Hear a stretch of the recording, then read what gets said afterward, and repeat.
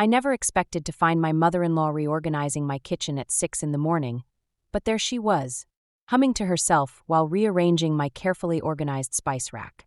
The sound of clinking glass jars had pulled me from sleep, and for a moment, I thought we were being robbed.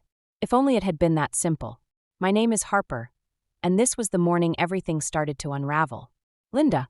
I stood in my own kitchen doorway, still in my pajamas, trying to process the scene before me. How did you get in? She barely glanced up from her self-assigned task. Oh, good morning, dear. Ethan gave us a spare key ages ago. I noticed last time I was here that your organizational system could use some work, so I thought I'd pop by and help. The word pop did a lot of heavy lifting there, considering she lived 45 minutes away. I watched as she shifted my alphabetically arranged spices into some system that made sense only to her, while my coffee maker sat cold and empty on the counter. Does Ethan know you're here? I asked, fighting to keep my voice level. He's such a heavy sleeper, just like his father, she chuckled, completely avoiding the question. You really should wake him earlier, dear. Starting the day late is such a bad habit. I checked my phone. 6:17 a.m. On a Saturday. The sound of footsteps behind me announced my husband's arrival. Ethan appeared, looking confused and still half asleep. Mom, what's going on? I'm just helping Harper get organized, sweetheart. You know how challenging it can be for career women to maintain a proper home. She said this with such sweetness that anyone else might have missed the barb hidden beneath. I felt Ethan tense beside me. Mom, you can't just... Oh, while I'm here, Linda interrupted, pulling a piece of paper from her purse. I've made a guest list for the neighborhood gathering next weekend. I took the liberty of inviting the Petersons and the Wilsons. They're such lovely people. What neighborhood gathering? I asked, though I already knew I wouldn't like the answer. The one we're hosting here, of course. I've been telling everyone what a wonderful entertainment space you have. She beamed, completely oblivious to, or perhaps ignoring, my growing horror. Your father-in-law, and I thought it would be a perfect way to help you both become more involved in the community. I turned to Ethan, who looked as blindsided as I felt.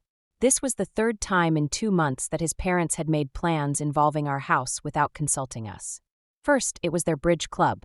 Then, their church group's book discussion. Now this. Linda. I started trying to channel the diplomatic skills I used in my day job as a tech manager. We appreciate the thought, but... Oh, don't worry about a thing. I'll handle all the planning. Though you might want to consider repainting the living room before then. That color you chose is a bit modern for most tastes. The room we had painted together just last month. The color we had spent weeks choosing. Ethan finally found his voice. Mom, you need to ask us before planning events at our house. Don't be silly, sweetheart. We're family. Besides, your father and I helped with the down payment, remember? She said this last part softly, like she was reminding a child of a favor they owed. I watched my husband deflate slightly, and something in me snapped. Not loudly, not obviously, but definitively, like a thread pulled too tight finally giving way. As Linda continued chattering about her plans for our home, I made a decision. This wasn't just about spice racks or paint colors or unauthorized parties. This was about boundaries, respect, and the slow, steady erosion of our independence. I caught my reflection in the kitchen window, still in my pajamas, coffee-less, standing in my own kitchen like a guest, and realized something had to change. I just didn't know yet how ugly that change would have to be. The week after Linda's early morning invasion, I came home from work to find my grandmother's antique mirror missing from our entryway. In its place hung a gaudy Victorian-style piece I'd never seen before, complete with cherubs and gold leaf. My stomach dropped as I realized what this meant. I found Ethan in his home office, headphones on, completely absorbed in his latest design project. He didn't notice me until I waved my hand in front of his screen. Hey, what's up? He pulled off his headphones, then must have seen something in my expression. Everything okay? Where's my grandmother's mirror? His face fell. Mom came by today. She said she was just dropping off some casseroles, but... He trailed off, gesturing helplessly. And you let her take it? My voice came out sharper than intended. I was on a client call. I didn't even know until after she left. She texted saying the mirror would look perfect in their guest room, and that she'd left us something more suitable in return. I pressed my fingers against my temples, fighting back a headache. That mirror was the only thing I had left from my grandmother, Ethan. I know, I'm sorry. I'll call her right now and... His phone buzzed. Gerald's name flashed on the screen. Put it on speaker, I said. Ethan hesitated, then answered. Hi, Dad. "Son, your mother's very upset." Gerald's voice filled the room, carrying that familiar tone of disappointed authority. "She was only trying to help improve your home's aesthetic, and Harper's being unreasonable about a simple mirror swap." I bit my tongue so hard I tasted blood. "Dad, that mirror was a family heirloom." "Family is exactly the point," Gerald interrupted. "We're all family now, aren't we? Your mother spent good money on that replacement. Besides, that old mirror was rather dated. Linda's just trying to help you both present a more professional image to the neighborhood." I watched Ethan's shoulders slump slightly. "Could you just ask Mom to bring it back? It means a lot to Harper." "Son, you're not seeing the bigger picture here. Your mother and I have years of experience in these matters. Sometimes young couples need guidance in creating a proper home. Remember who helped you get this house in the first place." There it was again, that subtle reminder of their financial contribution to our down payment. A gift that was rapidly revealing itself as a chain. "I'll talk to Harper," Ethan said weakly. "Maybe we can." "No." I surprised myself with how calm I sounded. "You won't talk to me about it, Ethan. You'll tell your mother to return my property." Silence filled the room. Then Gerald cleared his throat. "Harper dear, I understand you're attached to the piece, but it's theft, Gerald. Plain and simple." My hands were shaking, but my voice remained steady. "If the mirror isn't back by tomorrow evening, I'm filing a police report." "Now you're just being dramatic," Gerald scoffed. "This is exactly the kind of overreaction that concerns us about your influence on Ethan." I looked at my husband, waiting to see if he'd defend me. He sat there, frozen between loyalty to his parents and support for his wife, saying nothing. "Tomorrow evening," I repeated, then walked out of the room. Later that night, I stood in front of that horrible new mirror, studying my reflection. Behind me, I caught a glimpse of Ethan hovering in the doorway. "Mom's bringing the mirror back tomorrow morning," he said quietly. "Good." I turned to face him. "But that's not really the point, is it?" He met my eyes for a moment, then looked away. "I know. I should have said something sooner. It's just, they've always been like this. It's easier to just go along sometimes." "Easier for whom?" Before he could answer, his phone buzzed again. Another text from Linda, no doubt planning her next invasion. I watched him check it, saw the conflict play across his face, and realized something important. This wasn't just about mirrors or kitchen reorganizations or unauthorized parties. This was about power, who had it, who wanted it, and what they were willing to do to keep it. And I was done playing defense. The Facebook notification stopped me cold. There on my screen was a photo album titled "Lovely Evening at the Sinclairs," posted by someone I'd never met. The images showed at least 20 strangers milling around my living room, drinking wine and admiring our art collection. In one photo, Linda stood proudly by our fireplace, playing hostess in a house that wasn't hers. The timestamp was from 2 days ago, when Ethan and I were both at work. My phone buzzed. It was Emma, Ethan's sister. "Please tell me you've seen the photos," she said before I could speak. "I was going to call you yesterday, but I wasn't sure. How long has this been happening?" Emma's silence told me everything. "Mom's been hosting her book club at your place for months," she finally admitted. "She tells everyone you're too busy with work to attend, but that you're graciously letting her use the space." I watched another notification pop up, someone tagging themselves in photos taken in my kitchen. "Why didn't you tell me?" "I thought you knew." "God, Harper, I'm so sorry. I just assumed." She paused. "There's more. They're planning some kind of charity fundraiser at your house next month. Mom's already sent out invitations." My free hand curled into a fist.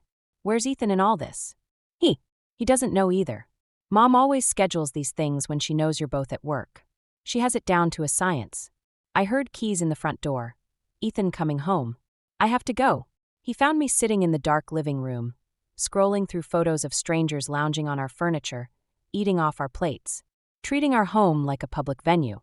"Rough day?" he asked, flipping on the lights. Without a word, I handed him my phone. I watched his face as he scrolled, saw the color drain from it. "This has to be a mistake," he muttered. "Mom wouldn't." Emma confirmed it. "Your mother's been playing hostess in our house for months. While we're at work." He sank onto the couch, still staring at the photos. "I'll talk to her. This time I'll really." "No." I stood up, suddenly unable to sit still. "No more talking. No more diplomatic discussions. No more trying to reason with them. What are you suggesting?" "First, we're changing the locks. Today. Then we're setting some actual consequences." His phone lit up with a text. Linda's name appeared on the screen. "Read it," I said. She wants to know if we can host her garden club next Tuesday. Says she's already told everyone it's fine, so. A laugh bubbled up from somewhere deep inside me. Not a happy one. Perfect timing. Tell her yes. Really? Oh yes. But we're both taking the day off work. I want to be here to greet her guests personally. Understanding dawned on his face. Harper, your parents want to play games? Fine. Let's play. He ran a hand through his hair, a nervous habit I'd noticed getting worse lately. This will destroy them. They're destroying us. The words exploded out of me. Look at these photos, Ethan. Really look.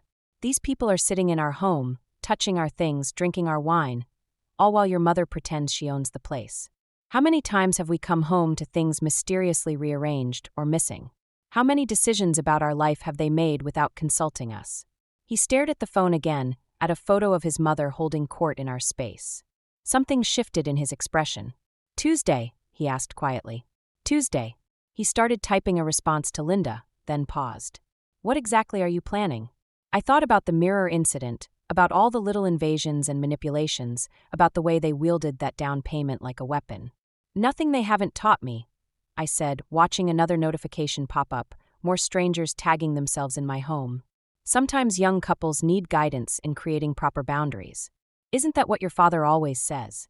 Ethan looked at me for a long moment, then pressed send on his reply to Linda. The game was about to change. Tuesday never came. Instead, everything exploded on Sunday afternoon when Ethan and I returned early from our weekend getaway.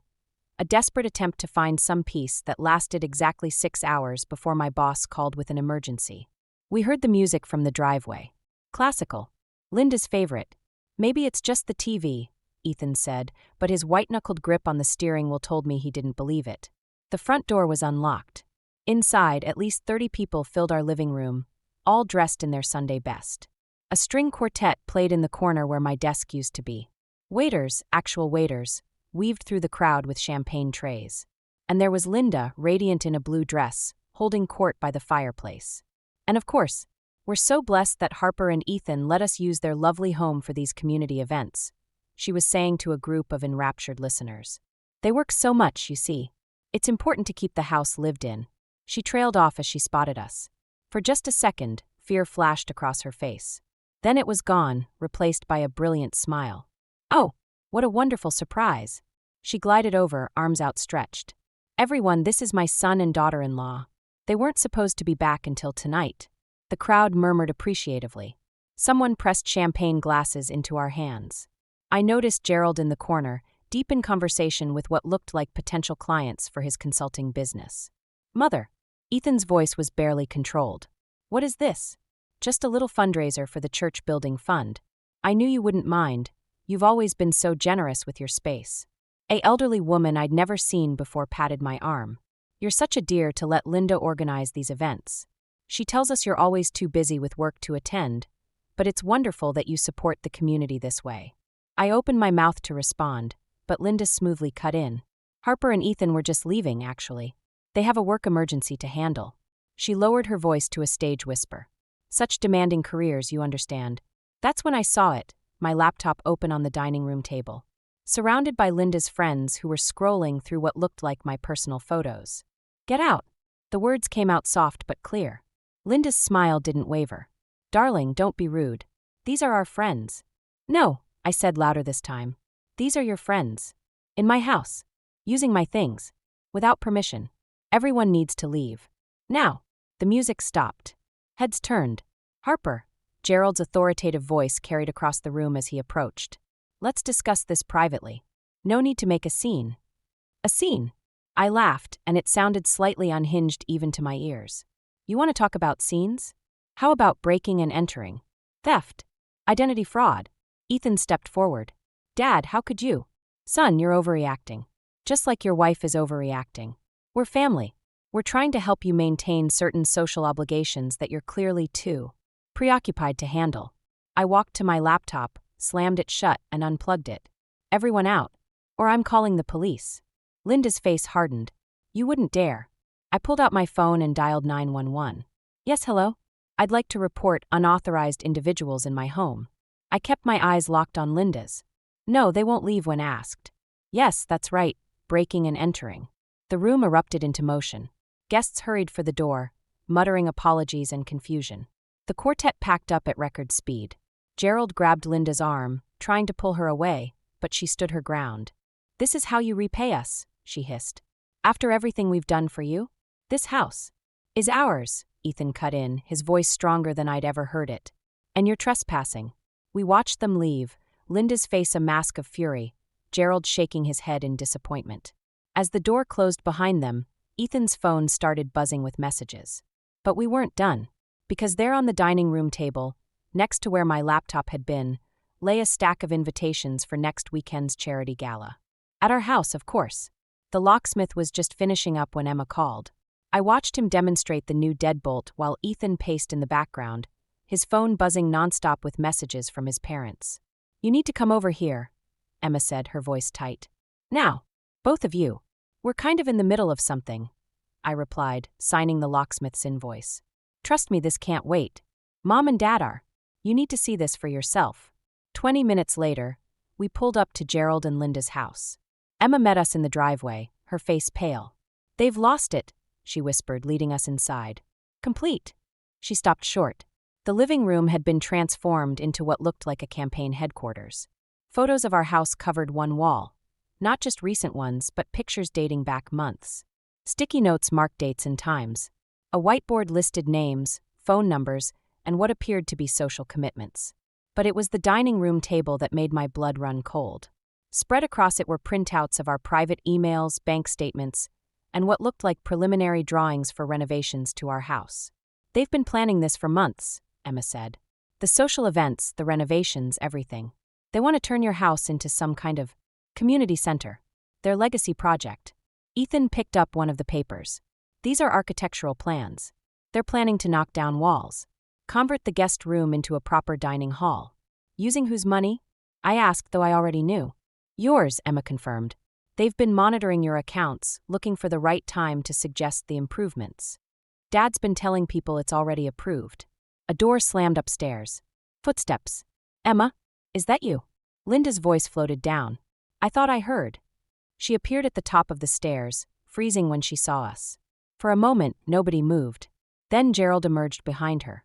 "Well," he said, his voice eerily calm, "I suppose we should discuss this like adults." "Discuss what?" Ethan's voice cracked. "How you've been stalking us. Planning to renovate our house without permission? Stealing our private information." Linda descended the stairs, her face set in that familiar, patronizing smile. "Darling, you're overreacting. Again, we're simply trying to help you realize your home's potential. The community needs." "The community?" I cut in. "Or your reputation?" "Watch your tone," Gerald warned, joining his wife. "Everything we've done has been for your benefit. You're both too young to understand the importance of social standing, of leaving a legacy. By stealing our privacy? Our autonomy?" I gestured at the wall of surveillance. "This is insane." "No," Linda's voice hardened. "What's insane is watching you waste the opportunities we've provided. That house was our investment in your future." "An investment with strings," Emma muttered. Gerald's head snapped toward her. "Stay out of this. You've caused enough trouble." "Actually," I said, pulling out my phone, "Emma's the only one here thinking clearly." I started taking photos of their evidence wall. "And now she's helped provide documentation of your harassment." Linda lunged for my phone, but Ethan stepped between us. "Don't," he said quietly. "Just don't. You ungrateful." Linda choked on the words. "After everything we've sacrificed." "We're done," Ethan interrupted. "The locks are changed. The security system is upgraded. Come near our house again, and we'll file for a restraining order." Gerald's face darkened. "Son, think very carefully about your next words. Your mother and I are no longer welcome in our lives." Ethan's voice shook, but his stance was firm. "Not until you get help." We left them standing there, surrounded by their wall of obsession. As we drove home, Ethan's phone kept buzzing with their messages. Finally, he turned it off. "They won't stop," Emma said from the back seat. "You know that, right?" I watched our house appear in the distance, thinking about the new locks, the security cameras we'd install tomorrow, and the lawyers we'd call on Monday. "No," I agreed. "But neither will we." Our lawyer's office felt too bright, too sterile for the conversation we were having. I watched Ethan's hands shake as he read through the cease and desist letter we were about to send his parents. "They'll never forgive this," he said quietly. "They crossed every line, Ethan. The The surveillance, the financial monitoring, the home invasion. I know. He signed the paper. I know. The door opened and Emma burst in, ignoring our lawyer's protests. Don't send it yet. You need to see this first. She thrust her phone at us. On the screen was a community Facebook page, filled with posts about us. Or rather, about me. Linda's been busy, Emma said grimly. Post after post painted me as an ungrateful daughter-in-law who was isolating Ethan from his loving family. Stories about my controlling behavior and mental instability filled the comments. Neighbors we'd barely met shared concerned posts about my erratic outbursts at their peaceful gatherings I hadn't even known were happening in my own home. There's more, Emma scrolled down. They're contacting Ethan's clients, suggesting he's under duress, that his work might suffer because of our domestic situation. Ethan's face went pale. My biggest project. Pulled this morning, Emma confirmed. They cited concerns about reliability. Our lawyer cleared his throat. This changes things. We're looking at defamation now, possibly tortious interference with business relationships. They're trying to destroy us, I whispered. No, Ethan stood up suddenly. They're trying to save us. In their twisted way, they actually think they're helping. A knock at the door made us all jump. The receptionist looked apologetic. Mrs. Sinclair? There's someone from Child Protective Services here to speak with you. My heart stopped. We don't have children. The complaint mentions concerns about future children, she explained uncomfortably. Something about an unstable home environment? I felt the room tilt slightly. They weren't just attacking our present, they were trying to poison our future. I'll handle this, our lawyer said, gathering his papers. But you two need to decide how far you're willing to take this. Legal action against family. Itikitsokli. After he left, Emma touched my arm. There's something else you should know. About why they're like this. Emma, Ethan warned. They need to know, Ethan. About the baby. What baby? I asked. Emma looked at her brother, who had sunk back into his chair, head in his hands. Before Ethan, there was another son. He died when he was 3 months old. Sudden infant death syndrome. Mom and Dad, they never really recovered. They just transferred everything onto Ethan. The control, the fear, the need to protect. That doesn't excuse, I started. No, it doesn't, she agreed. But it explains. And maybe it matters. My phone buzzed, another email from work. My boss, expressing concerns about my recent behavior, mentioning complaints from respected community members. They were systematically dismantling our lives, piece by piece. Our reputation, our careers, our future. All out of some twisted need to protect their son from imagined threats. What do you want to do? Ethan asked, looking older than I'd ever seen him. Through the window, I could see the CPS worker talking with our lawyer. On my phone, more notifications appeared. More comments, more concerned neighbors, more damage to contain. We could leave, I said suddenly. Start over somewhere else. Somewhere they can't reach. Run away. Emma sounded surprised. No, I straightened up. Not run away. Escape. There's a difference. Ethan looked at me for a long moment. They'll follow us. Let them try. I picked up the cease and desist letter. But first, we're going to show them exactly what happens when you push too far. How? I thought about Linda's perfectly curated social image, about Gerald's business connections, about their precious community standing. They wanted to make this public? I smiled, and it wasn't entirely nice. Let's give them what they wanted. The annual Sinclair Family Foundation Gala was in full swing when we walked in. Linda's crowning achievement, where the elite of our community gathered to celebrate their own generosity. The perfect place for everything to fall apart. I felt Ethan squeeze my hand as we entered. Emma trailed behind us, phone ready. The string quartet faltered for just a moment as heads turned our way. Linda spotted us first. Her champagne glass froze halfway to her lips. Keep recording, I whispered to Emma as we made our way through the crowd. Every step felt like walking through molasses. Every murmur from the gathered guests a reminder of what we were about to destroy. Gerald intercepted us before we could reach Linda. This is a private event, he said quietly, fixing us with a warning glare. Don't make a scene. Like the scene you made at my workplace? Ethan's voice carried just enough for nearby guests to turn. Or the ones you've been making in our home for months? Linda appeared at Gerald's side, her society smile firmly in place. Darlings, let's discuss this somewhere private. No more private discussions, I said, loud enough for others to hear. No more secrets. No more lies. I pulled out my phone, connected it to the venue's presentation system. Amazing what access Emma's technical skills could provide, and the wall-sized screen behind the stage flickered to life. "What are you doing?" Linda's smile cracked slightly. The first image appeared, their wall of surveillance photos of our house. Then the architectural plans, the bank statements, the emails. "Stop this immediately." Gerald stepped toward me, but Ethan moved between us. "Why stop?" Ethan's voice shook but held firm. "Isn't this what you wanted?" The community involved in our lives. The crowd had gone silent, watching the display of obsession and manipulation unfold on the screen. I saw recognition dawn on some faces as they spotted themselves in photos taken inside our home during unauthorized gatherings. "We can explain," Linda started, but Emma cut her off. "Like you explained to CPS? Or to Ethan's clients? Or to Harper's boss?" More images appeared. Screenshots of Linda's social media campaign against me, the complaints to our employers, the systematic attempt to dismantle our lives. "You don't understand," Linda's voice cracked. "We were protecting you. Like you protected James?" The name fell like a bomb into the silence. Linda staggered back as if physically struck. Gerald went white. "Emma told us about your first son," I said, softer now. "About what happened to him." "Don't you dare," Gerald warned, but the crack in his voice betrayed him. "You couldn't save him." Ethan stepped closer to his parents. "And that broke something in you. But we're not James. You can't control everything to keep us safe. You can't own us to protect us." Linda was crying now, mascara tracking down her cheeks. "We just wanted to keep me close," Ethan finished. "To make sure nothing bad ever happened to me. Look what that fear did to us. Look what you became." The screen showed their final text messages.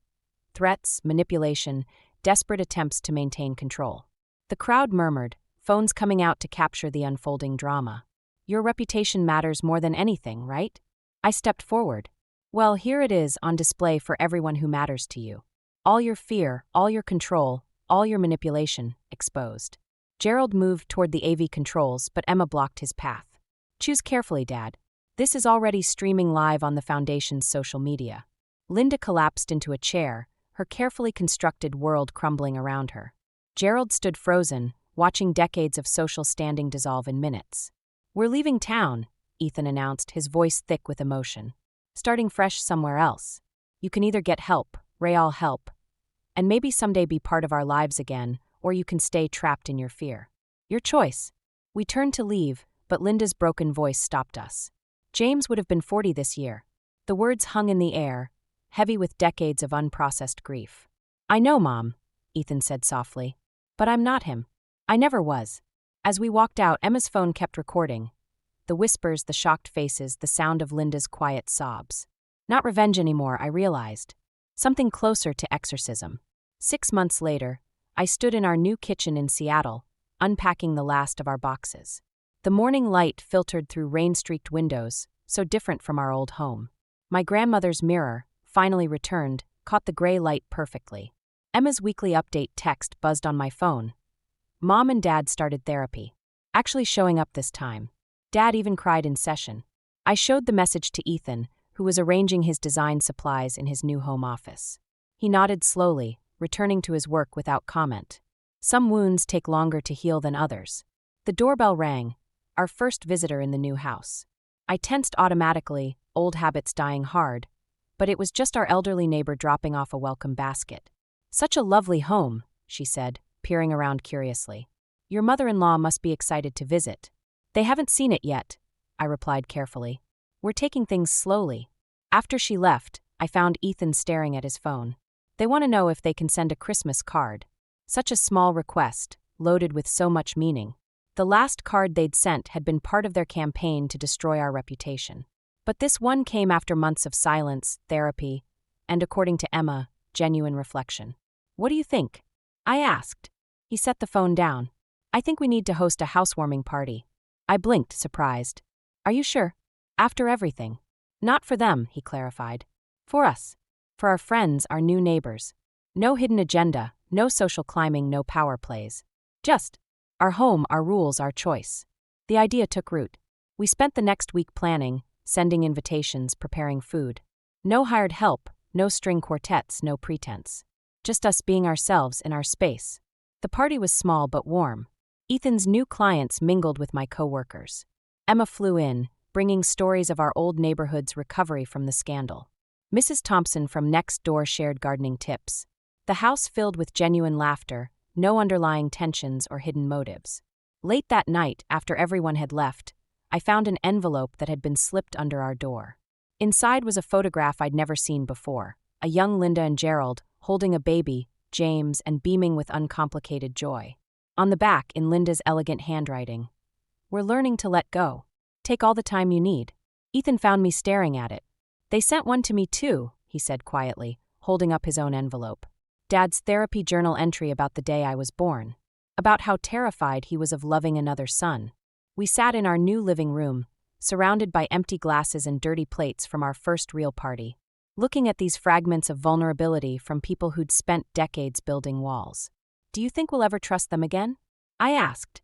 "I don't know," he admitted. "But maybe that's not the point. Maybe it's about trusting ourselves enough to set boundaries, to know what we'll accept and what we won't." My phone buzzed again, another text from Emma. This time, a photo of Linda in their garden, dismantling the wall of surveillance she'd kept of our old house. "Small steps. We should frame this," I said, holding up the photo of young Linda and Gerald. "Not to forget what happened, but to remember why it did." Ethan nodded, then stood to help clean up. As we moved through our new home, picking up plates and straightening cushions, I realized something. The tension in my shoulders, the constant vigilance I'd developed over the past year, had finally started to ease. The doorbell rang one last time. We both froze, old reflexes kicking in. But when we opened the door, there was just a card from our new neighbors, thanking us for a lovely evening. Our home, our rules, our peace. For now, that was enough.